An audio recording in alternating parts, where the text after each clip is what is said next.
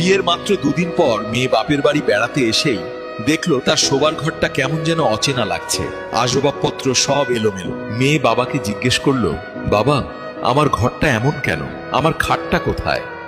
বাবা একটু আমতা আমতা করে বললেন, মা, তোর ভাইয়ের তো বিয়ে হবে সামনে, তাই ঘরটা একটু বড় করছি, তোর খাটটা স্টোর রুমে রেখেছি। মেয়েটা তখন ছলছল চোখে বাবার দিকে তাকিয়ে বলল, বাবা, মাত্র দুদিন হলো আমি এ বাড়ি থেকে গেলাম, আর এখনই আমার ঘরটা আমার রইল না? ছোটবেলা থেকে যে ঘরটাকে নিজের জগৎ ভাবতাম, দুদিনেই সেই ঘরে আমি অতিথি হয়ে গেলাম। ছেলেরা বিয়ে করলে তাদের ঘর সাজানো হয়, আর মেয়েরা বিয়ে করলে তাদের ঘর কেড়ে নেওয়া হয়। মেয়ের কথা শুনে বাবা চোখের পানি ধরে রাখতে পারলেন না।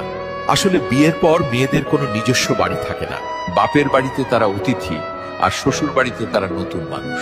মেয়েদের এই গৃহহীন অনুভূতির কষ্টটা একমাত্র তারাই বোঝে। তাই আমি বলবো, মেয়েদের কখনো পর ভাববেন না, তাদের একটু আপন করে নিন।